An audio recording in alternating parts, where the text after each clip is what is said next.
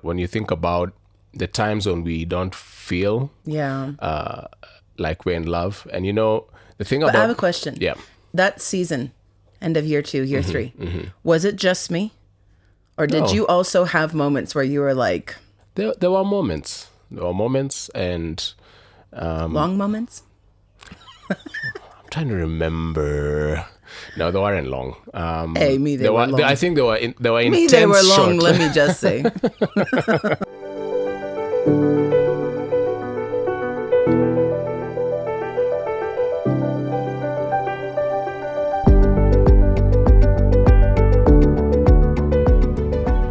Hey everybody, and welcome back to our podcast. We are so glad you're with us. Yes. And I want to take a moment and just say thank you for all the love that you've shown. Oh yeah. Listening in, watching the video, and we are back with episode 2 of Just a Couple of Thoughts. Yes. Babe. Yes. This last number of weeks have just been crazy. It has been so crazy. First of all, we had youth conference, which explains the pink hair for those of us that are watching, which was awesome. So good, so busy.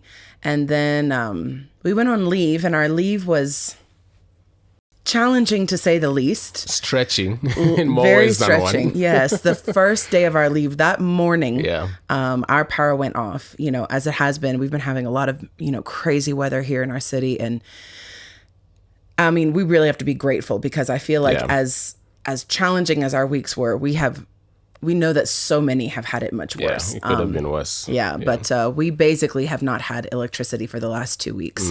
We had it for one afternoon and one night until this past Friday. And then it came back on this past Friday. Thank you, Lord.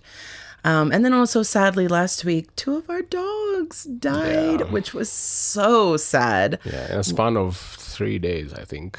4 days. Well, a week, because we have a brand new dog, and he's been with us for about 6 months. 7 months, yeah. 7 months, and he sadly was killed by a neighbor's dog on Sunday.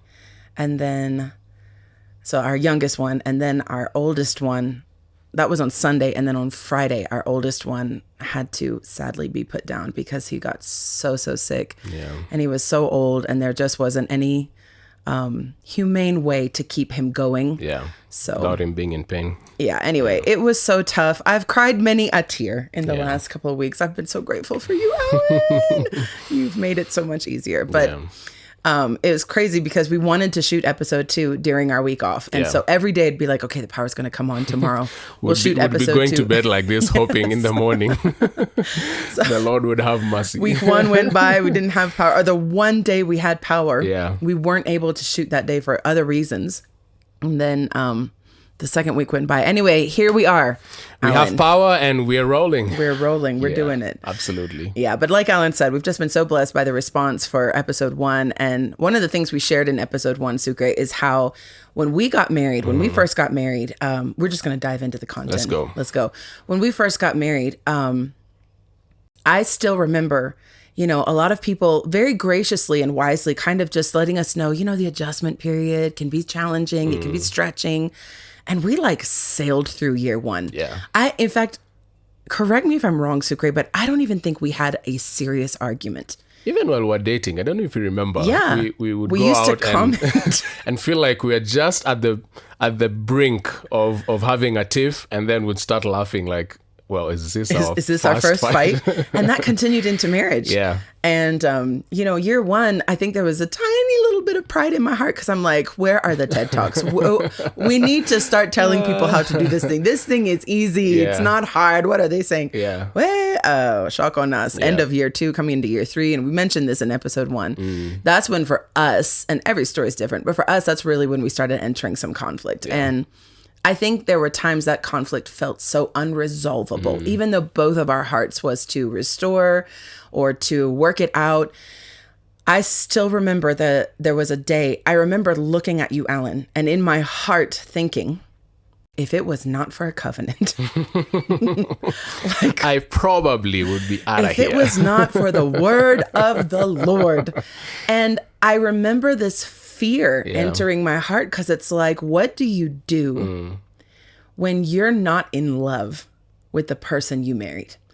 And I feel like you're in love. Exactly. Yeah. When you don't feel the feelings anymore, when it's like, you know, and it's not just a day or a week, you know, it's like weeks on end of, man, this thing just doesn't feel fun, and it doesn't feel easy, and it doesn't feel light, and it just doesn't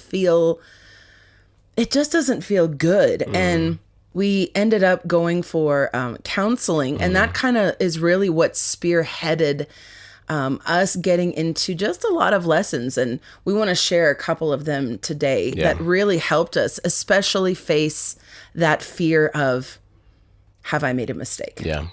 You know, we are both similar in that there's no out here. Like, you know, we're in this, as our vow said, until death parts us or Jesus returns to take us to himself. Yeah. And that time period can feel daunting, because it's like, if we're only at the end of year 2, in year 3, and already I'm like, hey. Of forever.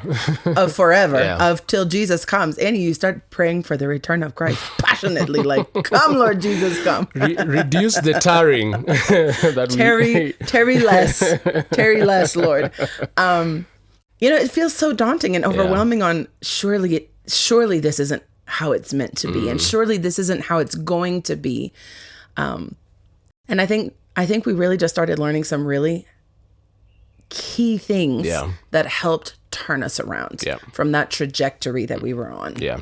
And this brings us to our first thought. Yeah. And what we've been talking about even since then is to make it feel like it did at the beginning, do what you did at the beginning. In other words, what you did to attain it, do to maintain it. And it sounds fancy, but it's really a simple thought. Yeah. Because you know, when even thinking about it in our dating life, when we first met, we were 2 different people, 2 different lives, 2 different jobs. We weren't in the same church. Yeah, different church. Yeah. And so it took a lot for us to be able to get to know one another. Yeah, but that's true. The one thing that really gave us the ability to do that well and in good time was to really put the effort. Yeah, be intentional. Put the intentionality and do it on purpose. Yeah, that's good. I think that's the best word to use to describe it, because again, we lived in different places, and so one of the things we kind of had just different worlds. Yeah. Different social circles. Yeah. Our worlds were not very aligned when we first met and had that initial, you know, there's potential here. I like you, you like me. Well, I liked you. I didn't know if you liked me, but I liked you. That's a story for another podcast. We really need to tell these wonderful folks our story, because it's a fun story. It's a different one. Yeah, but we were very, like you said, on purpose and intentional about spending time together, having conversations. Like, it didn't just happen. I almost want to say it didn't happen naturally. Yeah. Like, it took effort and planning and investment to make it happen. Yeah. And even in our love story, you know, we fell in love on purpose. Yeah. Building off of our intentionality to meet, to date, to ask questions, get to know each other's world, as it were. Yeah. And just flow from that and build off of that. And I think, like you were saying earlier, when you think about the times when we don't feel like we're in love. And you know, the thing about... I have a question. Yeah. That season, end of year 2, year 3, was it just me? Or did you also have moments where you were like... There were moments. There were moments and... long moments? I'm trying to remember... No, they weren't long. They were long. I think they were intense. They were long. Let me just say, they were intense, short moments. And of course, there's a lot that we've like we said last episode that we talked through in meeting with our pastors, meeting with our counselor, and walking through what the triggers were for some of those things. Yeah. But I was saying about falling in love, and many times we want to leave love to just a feeling. Yeah. But love is a choice. Yeah. And you have to work on it. You have to build on it, because feelings are fleeting. You know, you can wake up one day and something small that your wife or your husband did ticks you off. And that can send you down a road that makes you that makes you feel out of love. Yeah. But I think the work of building and making the choice to love somebody means doing the hard work. Yeah. Sitting down, talking it out, working it out. And that's what we're talking about as far as being doing it on purpose. Well, and like you said, it's not just, what we did to attain it. Yeah. That's what we have to keep doing. Absolutely. To maintain that love, to keep that love feeling like it did at the beginning. Because I know for me, that was such a huge thing, is the fear of why doesn't it feel like it did at the beginning? And that's what came out of it is, well, are you doing what you did at the beginning? Yeah. And that's what we've actively sought to do through the years is work on staying in love on purpose, being intentional about dating one another. That's one of the things that I know we early on, we realized, we kind of fell short on intentionally pursuing one another. There's a fun thing we love to do with our date nights, and every other month we have the task the joy that's a much better word, the joy of planning and finding something fun to do. And it rotates. Yes. And is rotate the right word for two? It exchanges. It flip-flops. So one month it's we Allan's. trade every other month. Yes. So 1 month Allan is the one who plans it, and then 1 month I'm the one who plans it. Yeah. And that keeps it fun. And it gives us the work to look a few months down the line to find something fun to do. So small things like that have really spiced up and made it fun for us. Yeah. And in the same thought, just thinking about, I love thinking about things practically, we do. Yeah. And thinking about a vehicle. Yeah. When you first buy a car, you come home with it. It probably still has its wrappings on, and you'll do all you can do. The most. Yeah, you'll go over and above to make sure that car is running well. You'll get the oil checked. Even to get the car. Yeah. To attain the car. You save. Yep. And this is so real for us because we just got a new car. About a year and a half ago. A new to us car. Yes. About a year and a half ago. Yeah. And, it before we got that car, it was years of saving, praying, researching, looking, hunting, trying to find the right car for us. So time, just the work that was put in, even before we drove that thing home, the work that was put into attaining it, and then when we got it, oh my gosh, y'all should have seen my husband when we got this car. I mean, I was excited too. I was so excited. You even the way you sit in the car, you sit lightly because you're like, I don't want to add creases. I don't want to crease the leather or the whatever. I remember one time I put I had crossed my legs and my leg was up and I was like, babe, you're making the car dirty. And I'm like, oh, we don't do that here. And I love what you've said. A lot of work went into researching, saving, buying it. Yeah. And now once we've got it, and I more than she, drive it carefully on the roads that have a couple of potholes, kind of slow down, ease into them, driving over bumps, and just being careful. One time careful. I drove the car when it was still very new, and I accidentally hit a pothole, and you could just feel the tension from my husband, like. He was very gracious. He didn't say anything out loud, but he didn't need to. I felt it, and you almost feel like, will you to the car? I'm so sorry, car. I'm so sorry. I was probably thinking in my head, you're ruining our car. My car, our car. Yeah, and so even as far as going to buying all the fancy things to clean the fresheners, the things to blacken the wheels. I'd send this man to the store. Babe, please go buy bread and milk. Allan comes home with bread and milk and Sijui a dashboard shiner.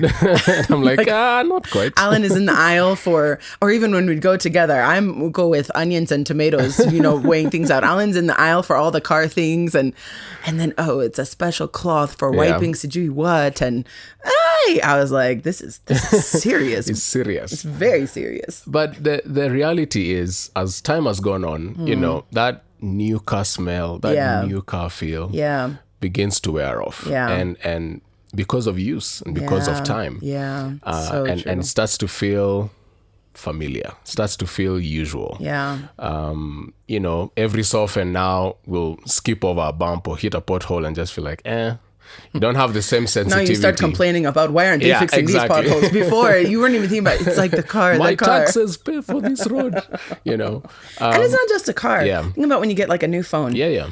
Oh my gosh, some people even keep that, what's that clear sticker on the front for as long as they can. Comes from the factory. The protecting seal or whatever. Yeah. Like you're so careful. You buy the case, you do everything. Like you're just so careful. Whenever anything is new, you're so careful with it. Yeah. Like when you first attained it, you're so careful and conscientious and just so intentional about how you just do everything that concerns it. Right.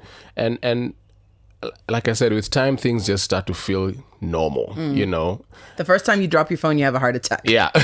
After a month, you drop it. You take it to the technician or back to the shop that you bought it from.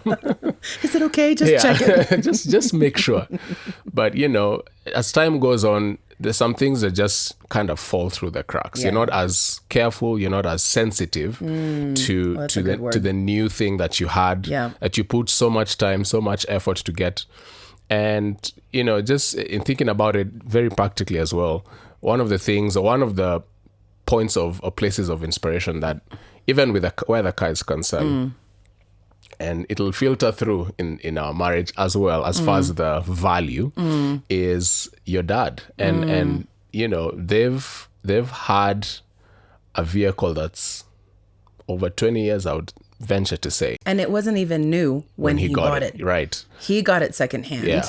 And now it's like 20 years old. Yeah. I think even over 20 years. But the value of that vehicle now and the way it's running now is probably much better than when they first bought it. Yeah, it's so true. You know, and in talking with him and the work that he's put in year after year on consistency and always having the car checked or serviced right when it needs to be serviced, and not taking shortcuts when it comes to parts, when it comes to things that need to be fixed. When there's the smallest rattle. It's so true. Yeah. Oh my gosh. I remember being in that car for years because I lived with dad and mom, obviously, before I moved out. Yeah. And, you know, we'd be on the road and dad would hear a small sound and he'd immediately be like, I got to find what that is. Like, I got to fix it. He didn't let things slide. Yeah. You know, I'll get to it eventually. Yeah, I'll go on and on for so long to where now it becomes a huge problem. I hope everyone's hearing the revelation that's behind this, because I'm sitting here like, that's good. Couple of nuggets. A little nugget. Yeah. Nugget. And yeah, just the value of putting in the time right when something begins to sound like. It might not even get to the point where it's actually gone wrong, but right when he hears something is beginning to sound like it's going out of line. And so that for me and for us really, aside from the practicality of the vehicle, we've picked so many lessons from that, and with making sure, and with our marriage. Absolutely. Both are valuable. Yes. One more than the other. But the principle still stands. And just being able to make sure that from the moment we start to notice something is not sounding right, something's not feeling right, taking the time right then. And in fact, one of the things that between the two of us, when we've had conflict, have realized is if we just took 2 minutes, sometimes even half a second to say, babe, I'm sorry, I didn't know. Deal with it then and there. I said this or I did this and it caused you to feel something. It now helps save us so much more time, so much more emotional and physical damage. energy down the road. Yeah, it's so true. And just making sure we can deal with it now. It saves us so much time. And putting that into practice. I think that's where the work is, making sure that... And I think that's why Dad's car is so good now. Yeah. It's still in incredible shape, is because what he did at the beginning, he just kept doing it. He didn't stop. Yeah. One cool thing, in fact, I just remembered, he's shared with me and with us so many times that he'll be driving the car and he'll get offers on the road for his vintage, for his his classic his classic car, because it just shows how much value and how the envy that people can, envy is not the right word, but the desire, the longing, exactly, the desire for what he has, and people wanting to have some of that. And so in the same way, if Allan, that's so good, because even if Dad was to take one of those offers, I just got a rabbit trail on that a bit. Go for it. Even if Dad was to take one of those offers, that person who's buying that car would be making, it's their turn now. They're making the investment because they want to own this well cared for, classic, just beautiful vehicle. Yeah. But even then, all of the work Dad has done will go to nothing if they don't keep doing it. You can't purchase. You can't just purchase quality. Yep. You have to maintain quality. You have to keep. That's so good. That's so good. Son! I feel like I could talk on and on and on. I have one more thing. Let me add one more thing. Yeah. We may not have it so much here where we stay, but one of the things that's very crucial when someone is buying a vehicle, new, even used, but in many parts of the world, a car will come with a service record book, and so you'll note down as you're going when the car's been serviced, what's been changed, and the history of that gives you as the car owner the ability to go back, keep checking what has been changed, what needs to be fixed, how long these parts have been on the car. Maybe they have a time period that they would need to be changed. Yeah. And if someone else buys a car, that service history gives them the ability to tell the state of the vehicle. Yeah. And so, again, tying it with what I said earlier, the ability to just take time, take stock, reflect, review periodically on where we are now. Seasons might have changed. Yeah. What do we need to adjust to make sure our flow, our marriage, our friendship, our dating life is consistent? Our pursuit for one another is at the right place. Things are at the right level with where we are at now. Yeah. That's so good. Yeah.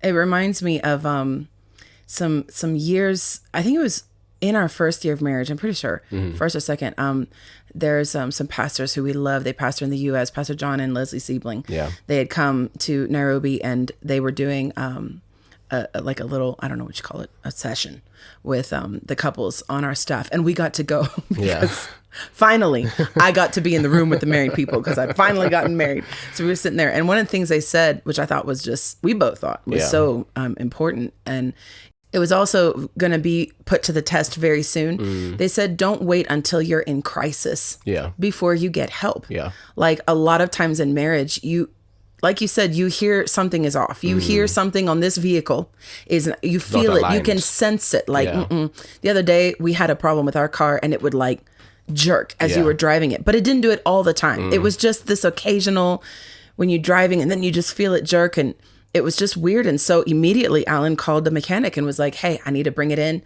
We got to figure out what this is, because if you don't address the longer it goes on, it's going to develop into something far more expensive. And probably reversible. Yeah, irreversible. And it's so similar to what they had told us in that meeting is don't wait until you're in the crisis before you now... Or the red zone. Or the red zone, And I think even with the car example you're using, it applies so much because... I don't know, maybe there's something in our culture that just is good at attaining, but we're not so good at maintaining. You know, we build the new thing, but then we don't keep the new thing in good condition. When I think we said it last episode, when the rubber meets the road. Yeah. When the work is now needed to keep maintaining. Well, and another thing, just to add a thought to that, is that, you know, right now in our city, we're having like torrential rains. Yeah. Very unusual rains. And what's happening is the storm is revealing that maintenance has not been done. The state of our infrastructure. Yeah, it's just not, in many ways, it's not good. And I think that's the same is true as of marriage. You know, when the storm hits and you start to see, we have not rising put to the surface. Yes, we've not put the work in in a certain area. And so, you know, even with the car, it's amazing to me that with cars, with things, we're so good at labeling the person who takes their car in for maintenance as excellent, responsible. You know, like you didn't just wait until you were in a head-on collision or the wheel fell off your car that you're I have a story about a wheel falling off for another day. Hey, not in our car though. I almost lost my husband before he was even my husband. The week before he was my husband, because a wheel fell off, and that wheel fell off because someone did not take that thing for maintenance. And so when we have, you know, people who take things in for maintenance or take good care of things, you know, we're like, wow, that's so excellent. That's so responsible. Why can't it be that way in our marriages as well?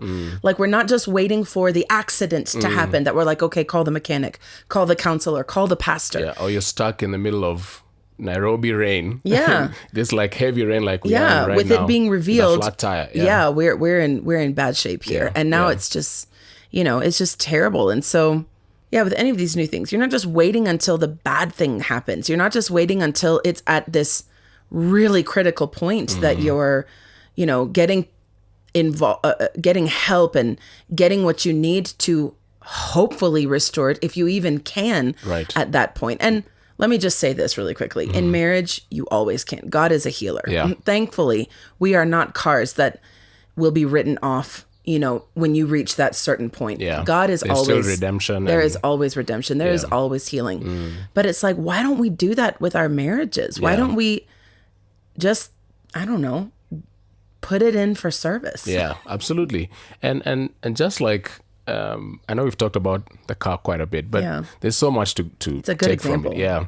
But in the same way, when the car is on the road, in fact, if anything, as the car is on the road, you need to keep your eye on it. Keep making sure it can keep running. Yeah. And isn't it? Okay, I know our car. Yeah. It just, when it reaches a certain number of mileage, it's like couple of miles or kilometers. At that point, then you need to make sure it's taken in right. Standard. Yeah. It's a set number of miles or kilometers depending on the vehicle. Yeah.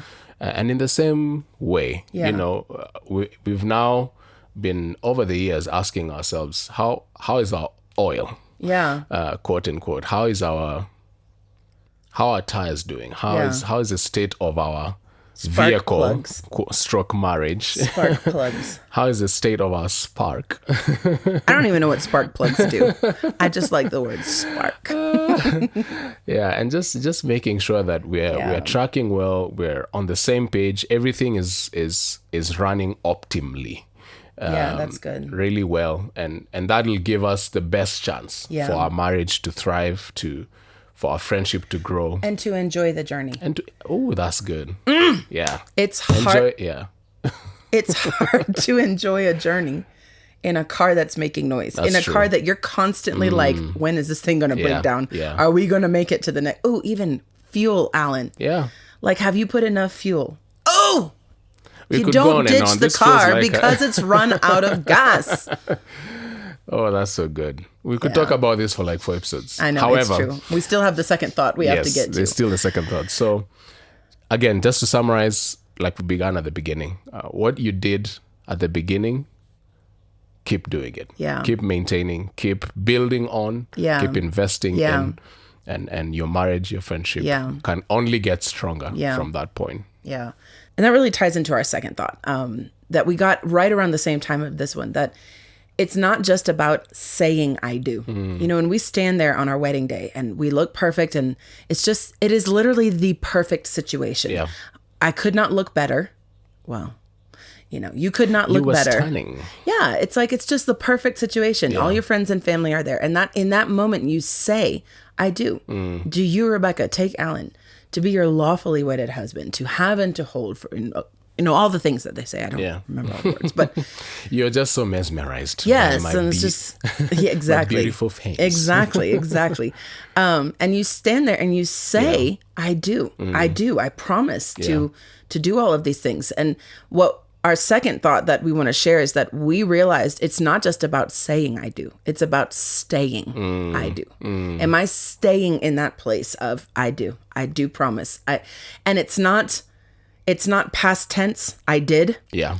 And most critically, it's not future tense. I will. Yeah. It's not the intent of, okay, I will do that. I will get around to that. I will, it's I do. It is currently present. Right now, present tense. Yeah. I remember hearing this statement many, many, many years ago as a teenager, and it has never left me. And the statement goes like this: what you neglect, you eventually will lose. Anything you neglect, you will lose. You neglect your health, you'll lose it. Yep. If you neglect your wealth, your finances, you'll lose it.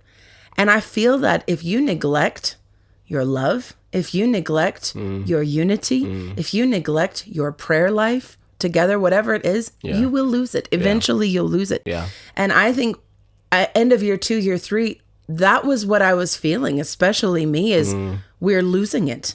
We're losing the joy. Right. We're losing the romance. We're losing the communication. In year 1, we were all sitting here high-fiving each other on, this is a piece of cake. We got this. Walk in the park. Yeah, this is so easy. What are they talking about here? Adjustment, hard. But then it reached a point for me of, oh my gosh, what happened to that couple that was so in sync and just having a blast? We're losing it. And it's tied to, well, you're neglecting doing what you did. Right. You're neglecting investing the way you've become familiar. Yeah. The new thing has lost its shine and you're not handling it the way you used to handle it. You're not, for me as a wife, I'm not deferring the way I used to defer. Yeah. I'm not respecting. I'm not honoring. I'm not submitting the way I did at the beginning. Yeah. And so, you're starting to notice I'm losing some of that stuff. I'm losing some of those feelings. And anytime we have felt loss, in any regard, we always go back to, is something being neglected? Is something being neglected? And I want to just say this as a word of encouragement. This is something that's had to encourage me as a wife. It's had to encourage Allan and I as a couple over and over, that just because it's hard does not mean it's wrong. Yeah, it takes strength to get strength. Like, okay, you've used the example of the car. I'm going to use the example of a gym. Now, I know people looking at me might feel like I am disqualified to speak about gymming, but you've had quite the experience. The theology stands, even if the practicality is still a work in progress. Yeah, if you think about going to the gym, you have to give strength to get it. You have to be stretched. You have to be uncomfortable. You have to be repetitious. Lift. You have to lift. There is weight that is put on you that you have to carry over and over and over again. I am that person that goes to the gym and after 3 reps, I'm like, all right, where are the muscles at, But it takes strength to get strength. You have to put in the work to see the results. And it's hard. When you go to the gym, especially if you're out of shape, especially if you're not strong, if you're not at that place of strength, then it can feel overwhelming. It can feel like, even when you think about you've had a great, and I say great in quotes because I don't know that I'll ever understand this world, but let's say you've had a great workout. Yeah. You go home and even that day, or if not that day, the next morning you wake up and what do you feel? Pain. Sore. You're sore. And the brain sometimes is like, this is what's making me strong. Right. I am literally hurting. When I turned 30, I gave myself a 6-month gym membership with a trainer. You gifted yourself. Yeah, it was my present to myself. Anyway, I was all, motivated for, I'm on the 3rd floor, new season. I'm going to start this thing right. And I hired a trainer, which is critical to note because, like I said, I'm the person who goes to the gym, lifts, 3 weights 3 times, sits on the bench, takes an Instagram selfie of myself and then leaves saying, wow, that was a great workout. And my trainer, oh my goodness, this guy was intense. Y'all, we would work out until literally I'd be like To the point of nauseousness. Like I'd be sick. And I would hurt. I mean, especially for me, arm day, like my arms felt like Jello. Like the next day I'd wave at people like, you know, and it just would baffle me. Like, this is what getting strong feels like. And that's why I want to say it again, in case you're at that place in your marriage. And Allan and I have been so many times where it's like, this is what it feels like to get strong, because it doesn't feel great, but just because it doesn't feel good that doesn't mean it's wrong. Yeah. It takes strength to get strength. You know, you don't, and then even once you get those muscles, you know, you've been faithful, you've done the workout, you've gone for 6 months, and now you've got big bulging biceps, and you know, you've got the 6-pack. You don't reach that point and say, great, attained it, I look awesome, I'm super happy, and then go home and never go to the gym again, because what you neglect, you eventually will lose. That's true. You can't just get it and then think, now that I've got it. What you gain by getting those muscles is now you have the knowledge. Yeah. Now you have the experience. Now it should feel a bit easier. Yeah. It shouldn't be as painful. Your muscles are stretched. And your capacity has been enlarged. Exactly. From the little knowledge I have of... Come on, Sucre, you and me. I'm on one end of the spectrum. You're on the other.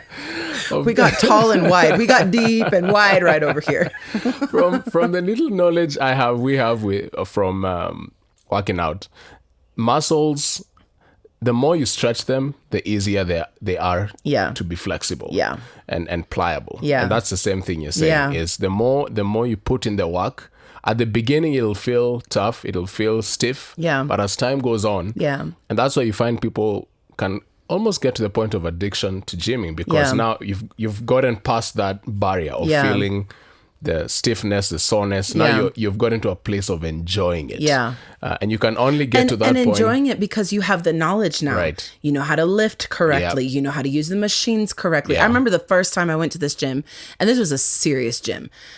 When I was 30, I walk in and already I can tell I'm not wearing the right clothes. Like, not dressed for that. I already walked in and I thought I was wearing, but I walked in, I was like, boss, already I can tell. I have a lot to learn. And then, you know, I get on the machines and I don't know how it works. And you know, at the beginning, it just feels like, this is ridiculous. Yeah. I feel ridiculous. I don't know what I'm doing. I don't know how to. Thank God for a trainer. Thank God for counselors. Thank God for pastors. Thank God for people who know the room. Yeah. They know the machines. Who've done it. They know what to do, and they know how to come and make this much less intimidating. And also, son, they know how to keep you from hurting yourself, trying to figure it out on your own. Well, I can't believe I'm getting choked up about this. That's good. It just truly makes me so grateful because he never intended for us to figure this out on our own. Because he knew the likelihood we're going to hurt ourselves. You know, we've all seen on YouTube the pictures and the videos of, it's usually men, just saying, you know, who are using the machines incorrectly or putting the wrong amount of weight on the machine for the level of strength that they're out. And sometimes they seriously hurt themselves. Yeah. But thank God for trainers. Thank God for the people that he puts in our world who are able to come around us and say, that's too much weight for you right now. Yeah. Or, you know, when you've lifted it 3 times like I do and you think, awesome, great, that was excellent. And they're like, no, you need to do that 30 more times. Yeah. And then you need to switch it up. And then you need to focus on this other area. Like, thank God for the people he's put around us that we're not going to hurt ourselves trying to do it on our own. But then even still, once we get to that place of health and strength, we can't now, you know, cancel the gym membership and say, we got it now. We've got the muscles, you know, let's go out and celebrate with 2 cheeseburgers, you know, that we've got these great muscles. Reward our body for the good work. It takes a lifestyle to keep, lifestyle, to keep that level of strength either maintained or even greater. Enlarged. And so that's something that we've just had to consistently apply is I didn't just say it. I have to stay in it. Right. I have to stay in that place of putting in that work and putting in that effort. And I think a lot of times, Sucre, I know for me, we can get discouraged because we've started losing it. Yeah. We've started losing what we had attained, what we did have. All the work that had gone into. Yeah. And you start losing it. And I know I think a lot of times the problems we've faced in our marriage, and we've faced them, especially when it comes to conflict, dealing with conflict. And we touched on that in our first episode, but we've had other areas. We've had other things, not just between us as far as like conflict between us, but even, and we'll share more about like our fertility journey and just not yet at that place where we've been able to have a child of our own. And we've had experiences where you can just feel that I'm losing the strength. Yeah. I'm losing the conviction. I'm losing the fun. I'm losing it. And it can be so discouraging.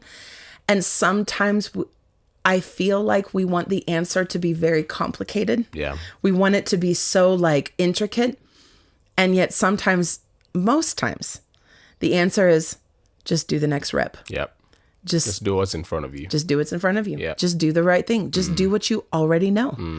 And just do it again and be faithful and keep going and maintain it. What you did to attain it, do to maintain it. Don't just say I do. Stay I do. Stay in that present tense commitment to the promises that you made. And just make it good today. Just keep going and keep being faithful. And every time we've the word you keep using, we've intentionally gone back to, okay, Allan, we're pursuing. We're getting to know one another. Yeah. You know, not who I married 8.5 years ago, who you are now.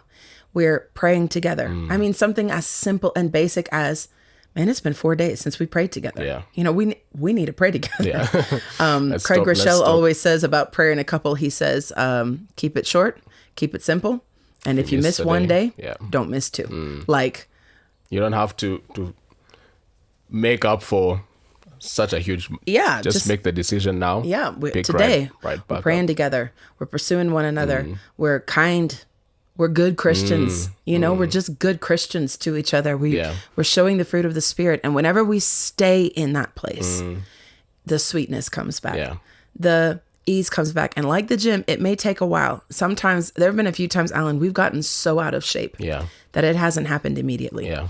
It hasn't happened. And we didn't go on one date and then come back and it's like heart eye emoji and the spark plugs have all been replaced. You know what I'm saying? Yeah. You know what I'm saying? Yeah. It's taken some time, but we've had to be committed to, we know it takes strength to get strength. Yeah. And God is so faithful. Yeah. Every time we've involved him, we've gone back to the things we know. Yeah. We've gone back to that, just maintaining eventually. With some time sometimes, but eventually it gets back to that point of whatever example we're going with. The car ride is enjoyable. It's fun. Yeah. You know, the AC is working. The music system's working. The car is running smoothly. The journey is enjoyable again. Or, you know, the weight that was so heavy to lift because we stayed committed and we stayed faithful and we stayed locked in and we didn't give up. What was so difficult, we've gotten back to that place of, okay, we've built the strength back up. Yeah. We've put in the strength to get the strength. And God is so faithful. And I'm just so grateful, Sucre. I'm so grateful. And may God continue to help us faithfully. Keep putting in the work. Yeah. Keep doing what we need to do, because I'm just so grateful that we've made it these 8.5 years. Yeah. I didn't think we would in year 3, but bless the Lord, we did. Yeah. And we just keep attaining, maintaining, saying it, staying it. Yeah. And it's a beautiful thing. Absolutely. Yeah. Yeah. And in the same way, I am just as grateful for you and the work you've put in, the work we've put in to build on, to maintain our friendship, our marriage, and the work we'll keep doing. How do the young people do it? I feel like I heard you, Sucre. I might be doing a gang sign here, so let me just quit before I go too far. Yeah. Well, we hope you've gleaned something, learned something from what we've shared today. Our couple of thoughts for today. And we'd love to hear from you. Yeah. Something you might have found helpful. Leave a comment. Yeah, leave a comment. Cool. Follow us on all the places. Yeah. Just a couple of thoughts. Allan Sucre, Rebekah Dawn, Becca Dawn. Yeah. And we'll see you on the next episode. So until then, take care and God bless.